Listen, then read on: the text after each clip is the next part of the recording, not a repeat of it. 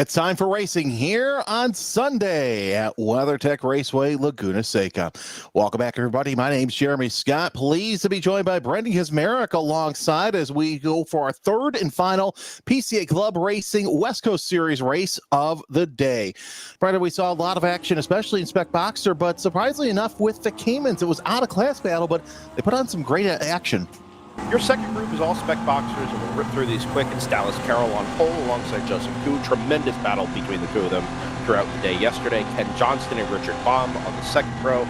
Jack Sherwood and Alan Watts on row number 3. Trygve Isaacson, Chris Foster, Charles Kraus, John Seidel, Jan Bjernfalk, and Josh Famestad will round out their Spec Boxster grid as Jeremy Scott, we prepare to go racing for the final time this weekend at WeatherTech Raceway, Laguna Seca. Dagger for overall position. We're not going to have to relinquish that. Green flag is out for the Spec Boxsters as well. Dallas Carroll been the surprise of the weekend. Can he make it 2 for 2? As it looks like that's still going to be side by side for position. Oh, cool. Trying to make it work on the outside as you see Carroll make it outside. He's going to go right to the front, shut the front door on Koo, and take the lead. Your top 3 single file in Spec Boxster.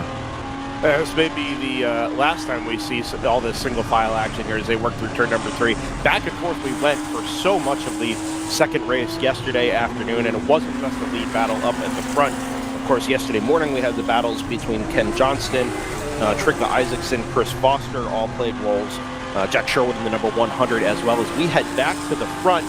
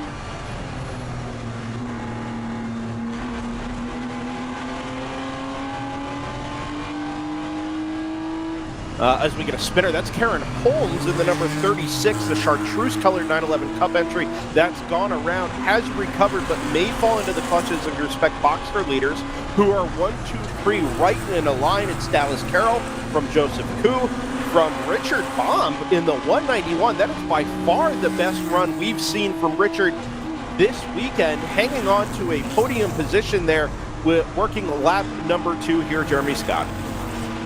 Yeah, Baum with a great run so far in the Spec Boxster class as they work their way up and over the hill so far. It's been interesting to see how these drivers have been really trying their best at getting up there, getting up to the front, and trying to make something happen throughout, especially the first 2 races. Now that we've got no more races to worry about, they're basically free to make something happen all around. Of course, Baum with a 3rd place yesterday. He goes to the inside right there. Nice little pass as the battle for second heats up. That is going to give Dallas Carroll a chance to open up. Koo, though, he's a little bit further back than what he was all race long. As you know, he and Carroll were going scrapping through it all race long. And both races really, but now we're starting to see Carroll kind of open up because of that battle for second. However, he's still got Richard Baum all over his back bumper. Yeah, Baum, as you said, picked up a 3rd place finish yesterday, but he didn't, let's say, factor into the lead battle the way he is right now. As we get Trygve Isaacson sending it around the outside, super late on the brakes, takes that really long arc into the Andretti hairpin, and is able to get the position number 4 from Ken Johnston in that white and green number 777. Let's see if Trygve has anything to say about the lead trio up there at the moment. Remember, the more that they battle and the more that Richard Baum kind of plays the spoiler role compared to the race we saw yesterday, the more it's going to allow Trygve Isaacson, who now has all that clear road in front of him, to start to work up to the back of Joseph Koo in that number 6. It was a good pass from Richard Baum, and I think just at the moment, that lead trio seems to have found its race pace. Clear air is going to be best for Dallas Carroll and the number 106 out in front, but at least as things stand, they all seem to be right in that same pace bracket in the 143s and 144s. As you saw right there, Carroll going a little wide, Baum taking a tighter entry there, or exit I should say.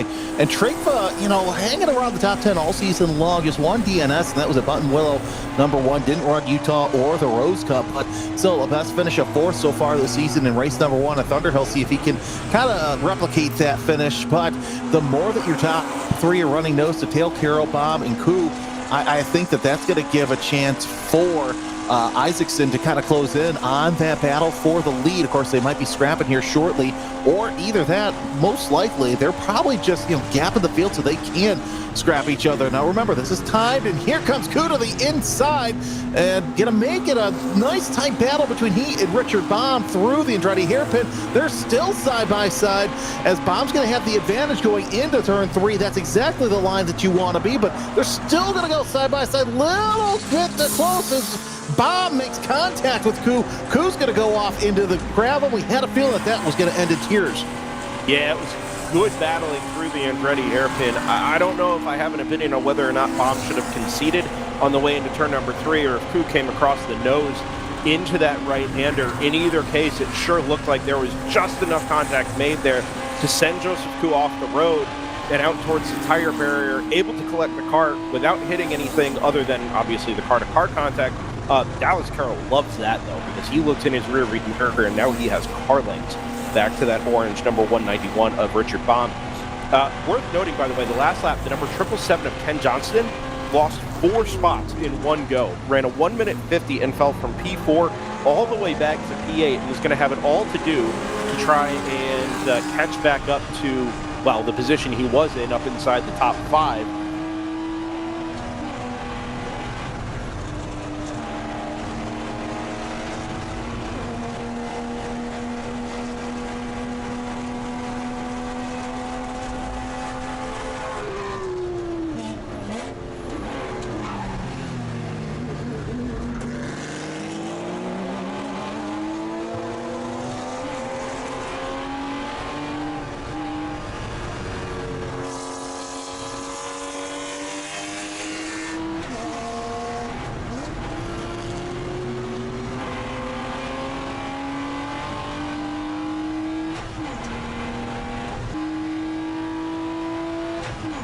As Jeremy and Spec Boxster, we've got a change for second place.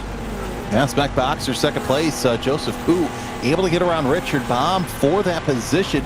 Has opened up about an 0.8 of a second gap, but however, they're still 3 seconds behind Dallas Carroll, as we're still keeping a close eye on that battle for 3rd overall. And Brendan, I've got to say this. I always love to point out to those who are watching, who are trying to learn the art of racing, this battle right here is an absolute masterclass in how to defend your position without blocking illegally.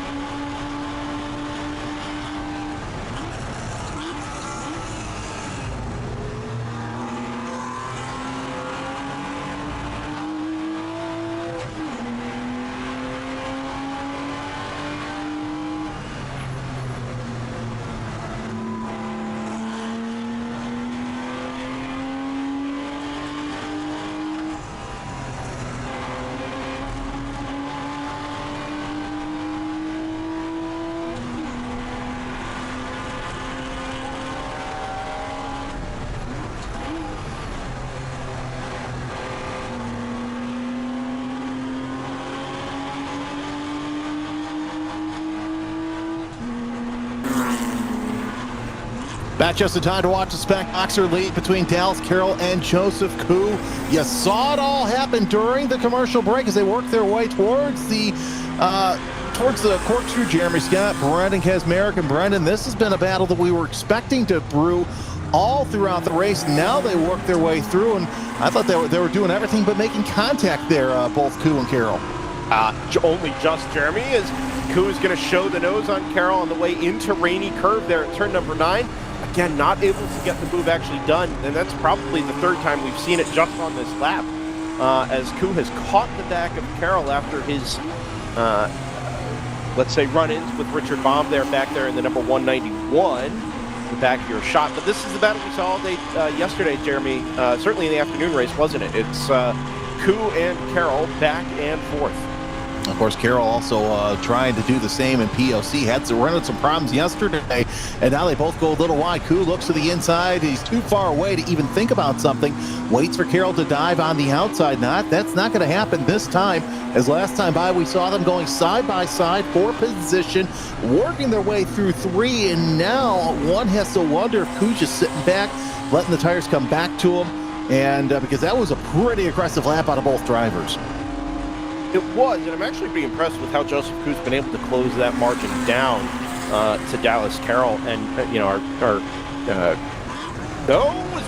that's a nice dive to the inside. Holy cow! As Koo tucks right back in line with Carroll, and I don't think that's going to be over yet, Brendan. I think they're going to make their way to the corkscrew just like that. Yeah, so like our colleague Ryan West has said on the POC side, this is a pretty exceptionally difficult track to pass on, and it's not that there aren't opportunities to initiate the pass. It's just a really hard track to complete passes on. Some of that is track width, some of that is the way some of these braking zones invite you to run a little bit deep, some of it is the camber. It's a really unique racetrack in that regard, and we're seeing it with Joseph Koo here, able to show the nose, able to kind of look at maybe a late braking maneuver on the way into some of these slower corners, but it's so difficult to square it up on the exit and actually make it happen, or carry the corner through the mid-speed like you need to do, the mid-corner speed at the Andretti hairpin when you come back on the throttle towards turn number 3. Koo just doesn't really have enough when he charges the braking zone to try and upset Dallas Carroll's number 106 a little bit at corner entry, as now they're going to get a little help from Tim Salveson, your race leader in the number 79. Does this just put Dallas Carroll off enough to let Joseph Koo have a sniff at the race lead? Actually, no. It's going to put Salveson's going to put himself between those two cars. Now, does Salveson clear Dallas Carroll on the way into turn number 4, more or less? Yes. And they're now going to have to contend with Mark Krigler in the number 204. Man, Krigler having to flash his lights and going left, going right as he tries to make his way around. He gets 1, and if I'm Koo, I'm closing in on Krigler because he's going to open up a hole. Opens it up on the wrong place, so for Koo to make any sort of advantage, we'll see if that kind of backs up Carroll into Koo as they work their way out of 5 into 6, and now up the Ray Hall straight. We'll see them next time by as they come through the corkscrew. There's your overall leader, Tim Salveson. Krigler closing in. That was a fun battle as well last time out. So we'll see if that decides to develop again. But there's your Spec Boxster leaders making their way out of Rainy Curve and down the hill through turn 9, and now setting up for turn number 10. It's about a 1 to 2 car length gap that Carroll has over Koo.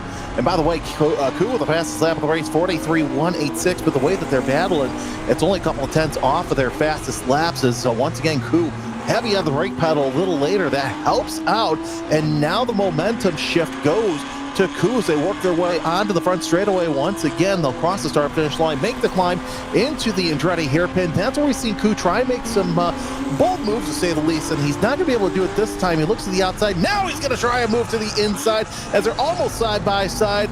Shut the front door.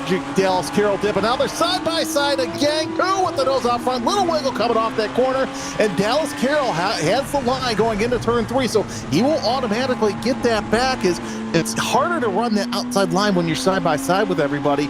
Interesting to note that Carroll's in the middle of the course and still, I gotta say, Koo, he's running that thing ragged. That's going every which way but sideways. I don't know if Dallas Carroll made a mistake at the apex of turn 3 there that compromises corner exit, but Koo's going to try it again here up the inside of 5. It's a cambered corner, Jeremy, so Dallas Carroll should be able to come back to the throttle pretty early, but Koo actually commits to that run up the inside, able to draw alongside Dallas Carroll, and I think when we get to the compression here at turn number 6, it is likely to be Joseph Koo that we see arrive at the corkscrew first.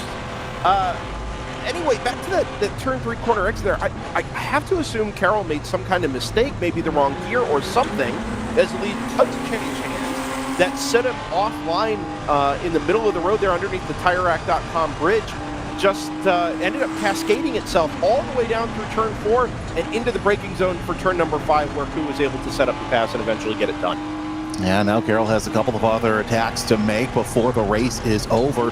They'll come across the line with under 7 minutes left to go. Just a handful of laps left to go in this weekend here for PCA Club Racing. Great to have them here alongside us with POC. Of course, they have, they're not going to be running for quite some time. We'll talk more about that in just a little bit, but now that gap opened up to about 4 car lengths, and Koo knows that his lead's not safe because he had to take that kind of the deeper, shallower line to get in there, but that's given Dallas Carroll a chance to close in. He knows how fast that 106 is, and I don't think that he's just going to stand on his heels there and basically try and get something done, because there's going to be another attack here shortly.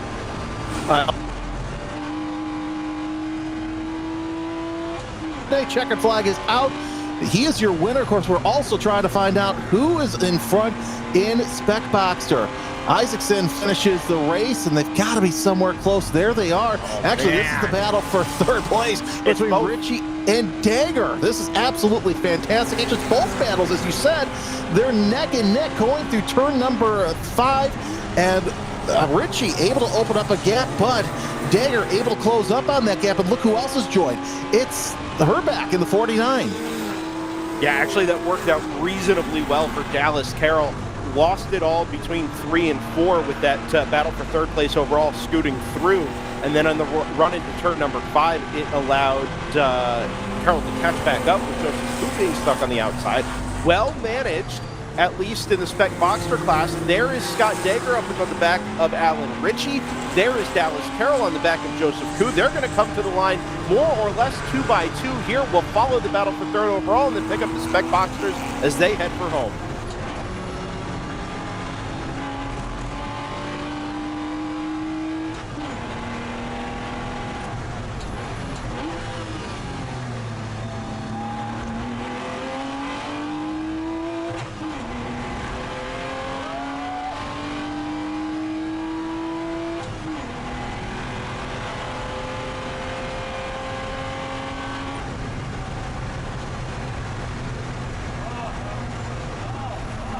Spec Boxster lead. Oh, the win went to Joseph Koo once again. What a recovery drive from Joseph Koo. Remember, he was out in the gravel pointed at the tire barrier and the TireRack.com bridge abutment between 3 and 4 about halfway through this race, and able to not just catch Dallas Carroll, but set up and execute on a really good pass down at turns 5 and 6 that ended up securing him the win in the number 6. Dallas Carroll in the 106. Defense was good, but in the end, not strong enough. Anyway, it was 2 out of 3 really good races for both of those two. Set up some fantastic battles for us and for you all, ladies and gentlemen, being able to watch this from home.